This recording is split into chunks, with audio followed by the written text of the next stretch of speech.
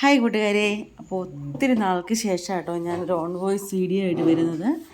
അപ്പം സാധാരണ ഇപ്പം ഞാൻ ഷോർട്സാണ് കൂടുതൽ എടുക്കാറ് വന്നത്, കാര്യം സമയം കിട്ടാറില്ല. ഇത് നമ്മുടെ വീടിൻ്റെ അടുത്തുള്ള ഒരു ക്ഷേത്രത്തിലെ ഘോഷയാത്ര കേട്ടോ. വളരെ മനോഹരമായിരുന്നു ഘോഷയാത്ര കാണാനായിട്ട്. രാമക്കൽമേട് അന്നപൂർണേശ്വരി ക്ഷേത്രം, അതായത് ബാലമുള്ളശ്ശേരിയിലാണ് കറക്റ്റ് ലൊക്കേഷൻ. അവിടുത്തെ അമ്പലത്തിൽ ഉത്സവമായിരുന്നു, 10 ദിവസത്തെ ഉത്സവമാണ്. അപ്പം ഞങ്ങൾ കഴിഞ്ഞ വർഷം ഇവിടെ തന്നെ ഉണ്ടായിരുന്നു. അതായത് അമ്പലത്തിൻ്റെ തൊട്ടടുത്തല്ല, ഞങ്ങളിപ്പോൾ താമസിക്കുന്നതല്ല, വേറൊരു വീട്ടിലായിരുന്നു. അപ്പം ഞങ്ങളിങ്ങനെ അറിഞ്ഞിരുന്നു ഇവിടെ 10 ദിവസം ഉത്സവമുണ്ട്, നല്ല ഗ്രാൻഡായിട്ടുള്ള ഓരോ ദിവസവും നല്ല നല്ല മനോഹരമായ പരിപാടികളും ഗാനമേളയും ഓട്ടംതുള്ളൽ, അങ്ങനെ ഒത്തിരി പിള്ളേർ തിരുവാതിരയ്ക്ക് ഉണ്ടായിരുന്നു. നല്ല ഭംഗിയായിരുന്നു. അപ്പോൾ എന്താ പറയുക, ഞങ്ങൾക്ക് പക്ഷേ കഴിഞ്ഞ വർഷം ഞങ്ങൾക്ക് വരാൻ പറ്റിയില്ല. ഞങ്ങൾ ഇച്ചിരി ലോങ് ഡിസ്റ്റൻസിലായിരുന്നു, അമ്പലമായിട്ട് ലോങ് ഡിസ്റ്റൻസ് ആയിരുന്നു. ഇത്തവണ ഞങ്ങൾ അമ്പലത്തിൻ്റെ അടുത്ത് തന്നെയാണ്, നമുക്ക് വീട്ടിൽ നിന്ന് ഒരു കിലോമീറ്റർ ഇല്ല, അതിലും താഴെ ഉള്ളൂ കേട്ടോ. അപ്പോൾ ഞങ്ങൾ ഇന്നലെ കഴിഞ്ഞ ദിവസം ഞാൻ വൈകിട്ട് ഓഫീസിൽ നിന്ന് വിട്ടു വന്നപ്പോഴത്തേനും ഘോഷയാത്ര വന്നിരുന്നതുകൊണ്ട് എനിക്ക് ഘോഷയാത്രയിൽ പങ്കെടുക്കാൻ പറ്റിയില്ല. അത് സ്ത്രീകളുടെയും കുട്ടികളുടെയും ഒക്കെ തിരുവാതിര ഉണ്ട്. അപ്പോൾ അതിൻ്റെ ഡ്രസ്സാണ് അവർ ആ ഘോഷയാത്രയ്ക്ക് ഇട്ടേക്കുന്നുണ്ട്. കുഞ്ഞുമക്കൾ ഇട്ടേക്കുന്നത് കണ്ടോ, ബാക്കിൽ മുടി റൗണ്ടിലൊക്കെ കിട്ടി നല്ല ഭംഗിയായിരുന്നു. തിരുവാതിരയുടെ വീഡിയോ ഞാൻ കണ്ടു, പക്ഷേ എനിക്ക് നേരിട്ട് കാണാൻ പറ്റിയില്ല. എൻ്റെ ഒരു ഫ്രണ്ട് അയച്ചു തന്നിട്ടുണ്ടായിരുന്നു. നല്ല രസമുണ്ടായിരുന്നു കേട്ടോ ഘോഷയാത്ര, നല്ല ഭംഗിയുണ്ടായിരുന്നു. പക്ഷെ എനിക്ക് നേരിട്ട് കാണാനോ നേരിട്ട് പോകാനോ ഒന്നും പറ്റിയില്ല. കാരണം ഞാൻ ഓഫീസിൽ നിന്ന് വന്ന ശേഷം പെട്ടെന്ന് കുളിച്ചിട്ട് അമ്പലത്തിൽ പോകാൻ വേണ്ടി വന്നു. പക്ഷെ അമ്പലത്തിൽ പോകാൻ വന്നപ്പോഴാണ് ഘോഷയാത്ര ഇങ്ങനെ പോകുന്നതല്ലേ ഉള്ളൂ. കാരണം ദേവിയുടെ എഴുന്നള്ളത്ത് നമ്മുടെ ആ ഘോഷയാത്രയുടെ കൂടെ പോകുമ്പോൾ നമ്മൾ അമ്പലത്തിൽ പോയതിൻ്റെ കാര്യമില്ല. ഞാൻ പണ്ടങ്ങനെ കേട്ടിട്ടുണ്ട്, അതായത് ദേവിയെ ആവാഹിച്ചാണ് ഇങ്ങനെ എഴുന്നള്ളത്ത് കൊണ്ടുപോകണേ. അപ്പം നമ്മൾ ആ സമയത്ത് ആ ദേവി ചൈതന്യം അമ്പലത്തിൽ ഉണ്ടാവില്ല എന്നാണ് പറഞ്ഞ് കേട്ടിട്ടുള്ളത്. അപ്പം ഞാൻ പിന്നെ ഓർത്തു, ഞാൻ ഈ ഘോഷയാത്ര അവിടെ ചെല്ലുമ്പോൾ 8:30 അപ്പോൾ അന്നേരം അവിടെ വെറുതെ പോയി നിന്നിട്ട് കാര്യമില്ല. ഇപ്പോൾ 8:30 ആവുമ്പോൾ ഞാൻ തന്നെയുള്ളൂ, രാത്രിയല്ലേ. ചേട്ടനാണെങ്കിൽ രാത്രി ലേറ്റായിട്ടാവും ജോലി കഴിഞ്ഞ് വരിക. അപ്പോൾ അമ്മ പറഞ്ഞില്ല എന്ന് പറഞ്ഞുകൊണ്ട് പിന്നെ ഞാൻ തന്നെയുള്ളൂ. അപ്പോൾ ഞാൻ എൻ്റെ കുറച്ച് കൂട്ടുകാരെ കണ്ടു. കൂട്ടുകാരെന്ന് വെച്ചാൽ കൊച്ചുമക്കൾ കേട്ടോ, എനിക്കറിയാവുന്ന കുറച്ച് കൂട്ടുകാരെ കണ്ടു. പിള്ളേരെ കണ്ടു. പിള്ളേരോട് ഞാനിട്ട് അവിടെ ഒരു പെരമണി നടക്കുന്ന വീടുണ്ട് കേട്ടോ, അതിൻ്റെ മുകളിൽ കയറി നിന്നിട്ട് ഘോഷയാത്ര കണ്ടു. എന്നുവെച്ചാൽ നമ്മൾ സാധാരണ ഘോഷയാത്രയ്ക്ക് നമ്മൾ കാണുക ഒരു സന്ധ്യ 6 മണിക്ക് ശേഷമായിരിക്കും. പക്ഷേ ഇതൊരു അമ്പലത്തിൽ നിന്ന് 4 മണിക്ക് തന്നെ തുടങ്ങി അതിലേക്കൂടി ഇങ്ങനെ കറങ്ങി കുറച്ചധികം ദൂരം വന്നിട്ടാണ് ഘോഷയാത്ര പോകുന്നത്. പങ്കെടുക്കാൻ പറ്റാത്ത എനിക്ക് ഒരുപാട് വിഷമം ഉണ്ടായിരുന്നു കേട്ടോ. നല്ലൊരു എന്താ പറയുക, നമ്മൾ ഓടി അലച്ച് വന്ന് പിന്നെ ഓടിപ്പിടിച്ച് പോയാൽ ഞാൻ ഈ ഘോഷയാത്രയുടെ കൂടെ ചെല്ലുമ്പം 9 മണിയിലും ആകും. അപ്പോൾ അതിന് ശേഷം തിരിച്ച് റിട്ടേൺ വരിക. സ്കൂട്ടി ഉണ്ടെങ്കിൽ പോലും നമ്മൾ വീട്ടിലേക്ക് ഇറങ്ങുന്ന കുറച്ച് ഭാഗം ഇച്ചിരി മോശമായ ഇതാണ്. ഓഫ് റോഡ് വണ്ടികൾ പോയിട്ട് റോഡ് ഫുള്ള് പോയി കിടക്കുക. അപ്പോൾ അതിലേക്ക് രാത്രി വരുമ്പോൾ ചിലപ്പോൾ നമ്മൾ ബ്രേക്കൊക്കെ പിടിക്കും, വണ്ടി തെന്നി പോകാറുണ്ട്. അപ്പോൾ അതുകൊണ്ട് ഞാൻ ഓർത്തു ഞാൻ പോവണ്ട, ഇനിയിപ്പോൾ അടുത്ത ദിവസം അങ്ങനെ ചേട്ടനുള്ള സമയത്ത് പോകാമെന്ന് ഓർത്തു. പക്ഷേ എന്നാലും ഞാൻ ഒത്തിരി സന്തോഷത്തോടെ അതായത് ദേവി എഴുന്നള്ളിച്ച് കൊണ്ടുവരുന്നതും അതുപോലെ തന്നെ ഇവരിങ്ങനെ ഘോഷയാത്രയായിട്ട് നടന്ന് പോകുന്ന കാണാൻ എനിക്കൊരു എന്താ പറയുക, കണ്ണിന് നല്ലൊരു കുളിർമയേകുന്നൊരു കാഴ്ച തന്നെയായിരുന്നു. നമുക്ക് പോകാൻ പറ്റില്ലെങ്കിലും ഇതൊക്കെ കാണാൻ പറ്റിയത് തന്നെ ഒരു വലിയൊരു ഭാഗ്യം തന്നെ കേട്ടോ. കാരണം എത്രയോ പേർക്ക് ഈ ഘോഷയാത്ര പോലും ആഗ്രഹിച്ചിട്ട് കാണാൻ പറ്റാത്തവരുണ്ടാവും. അതിനൊക്കെ പല കാരണങ്ങളായിരിക്കും. ചിലപ്പം വയ്യാണ്ടിരിക്കുകയായിരിക്കാം, അല്ലെന്നുണ്ടെങ്കിൽ വെളിയിലായിരിക്കാം, ആ സമയത്ത് നാട്ടിലെത്താൻ പറ്റാത്തവരായിരിക്കും. അവരെയൊക്കെ സംബന്ധിച്ച് അവരുടെ വലിയൊരു ആഗ്രഹമാണ് ഈ ഘോഷയാത്ര കാണുക, അല്ലെങ്കിൽ ഈ അമ്പലത്തിലെ ഉത്സവത്തിന് പങ്കെടുക്കുക. എന്നെ സംബന്ധിച്ച് എൻ്റെ കുഞ്ഞുനാൾ മുതൽ അമ്പലവുമായിട്ട് ബന്ധപ്പെട്ട് ജീവിതം വരുന്നുണ്ട്.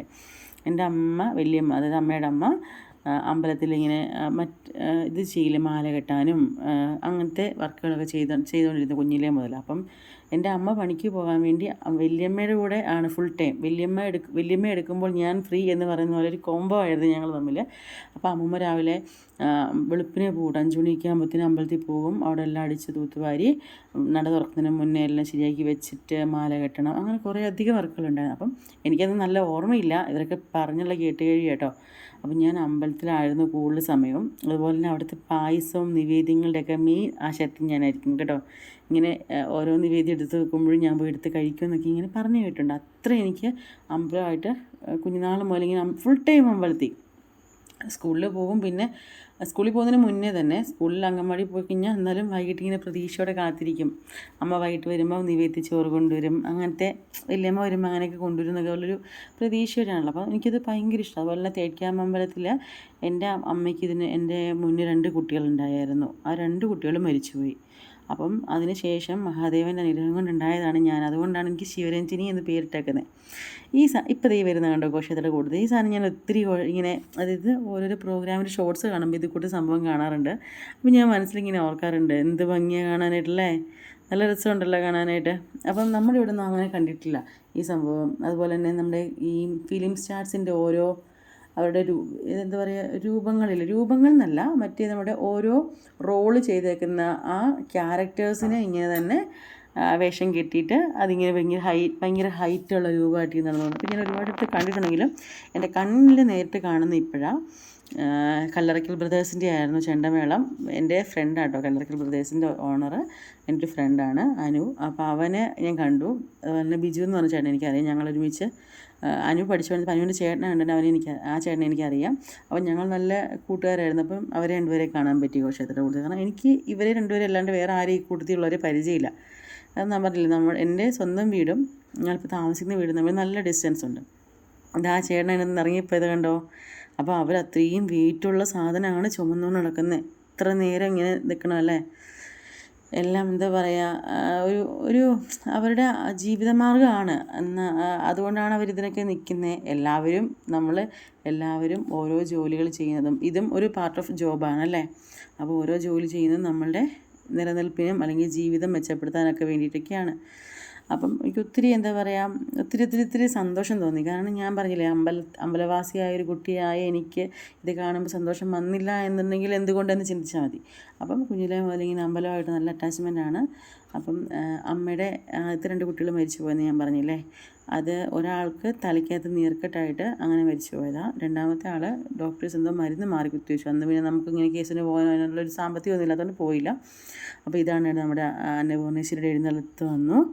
നല്ല രസമായിരുന്നു. എനിക്ക് എന്താ പറയുക, എനിക്ക് ഒത്തിരി നമ്മളിവിടെ വന്ന ശേഷം അമ്മയായിട്ടാണ് കൂടുതൽ കമ്പനി കേട്ടോ. ഞാൻ എന്ത് സങ്കടം ഉണ്ടെങ്കിലും സന്തോഷം ഉണ്ടെങ്കിലും ഓടിപ്പോയി അമ്മയടുത്ത് പറഞ്ഞിട്ടൊക്കെയാണ് ഓഫീസിൽ പോവുക. എനിക്ക് ഒരുപാട് സന്തോഷമായി. മഹാദേവനുമായിട്ടുള്ളൊരു ക്ലോസ് അറ്റാച്ച്മെൻ്റ് ഉള്ള കുട്ടിയായിരുന്നു ഞാൻ. അപ്പം അതിൽ നിന്ന് അമ്പലത്തിൻ്റെ അവിടെ നിന്ന് പിന്നെ ഞാൻ എൻ്റെ നാട്ടിലേക്ക് പോയി, ഹസ്ബൻഡിൻ്റെ വീട്ടിലേക്ക് പോയി. അപ്പം അങ്ങനെ എന്താ പറയുക, എന്ത് പ്രശ്നങ്ങൾ സങ്കടങ്ങൾ വന്നാലും ഓടി മഹാദേവൻ്റെ അടുത്ത് ചെല്ലുക. അല്ലെങ്കിൽ ഒരു അമ്പലം, അതിപ്പോൾ എനിക്ക് ഇന്ന അമ്പലമൊന്നുമില്ല. ഞാൻ മംഗലാപുരത്ത് പഠിക്കാൻ പോയ സമയത്തൊക്കെ ആണെങ്കിലും ഒരു വിഷമം മനസ്സിൽ തോന്നിക്കഴിഞ്ഞാൽ ഞാൻ അമ്പലത്തിൽ പോയി കഴിഞ്ഞാൽ ഞാൻ കുറേയൊക്കെ റിലാക്സ് ആവും. കുറേയെന്ന് വെച്ച് കഴിഞ്ഞാൽ കുറേ അധികം ഓക്കെ ആവും. നല്ലതായിട്ട് ഞാൻ മാനസികമായിട്ട് ഓക്കെ ആയി കഴിഞ്ഞാൽ പിന്നെ എനിക്ക് ആ പ്രശ്നം വലിയ കാര്യമല്ല. അല്ലെങ്കിൽ ഞാൻ ഭയങ്കര ഡൗൺ ആവും. എന്നിട്ട് ഞാൻ അതിനുശേഷം അത് തലേദിവസമായിരുന്നു കേട്ടോ അമ്പലത്തിലെ പ്രോഗ്രാം. പിറ്റേ ദിവസം രാവിലെ വോട്ട് ചെയ്യുമ്പോൾ എൻ്റെ കന്നി ഓട്ടാട്ടോ. എൻ്റെ ഈശ്വരാ, കുത്തിയാളെ ജയിക്കണേ, നാണം കെടുത്തല്ലേ. വോട്ടൊക്കെ ചെയ്ത് വന്നിട്ട് അമ്പലത്തിൽ പോയി. ഇന്നലെ നമ്മുടെ തിടമ്പേറ്റി ആനക്കൂട്ടനാണ് നിൽക്കുന്നത്. അതിനുശേഷം നല്ല ക്യൂ ഉണ്ടായിരുന്നു ഉച്ചയൂണിന്. ഞാൻ ഓൾറെഡി ഇപ്പം നിൽക്കുന്ന സ്ഥലത്ത് ഞാൻ ഭക്ഷണം കഴിച്ചുകൊണ്ടിരുന്നപ്പോഴും ഇതേ അളവ് ക്യൂ ഉണ്ടായിരുന്നു. അപ്പോൾ അടുത്ത വീഡിയോയിൽ കാണാം. Tata, bye bye.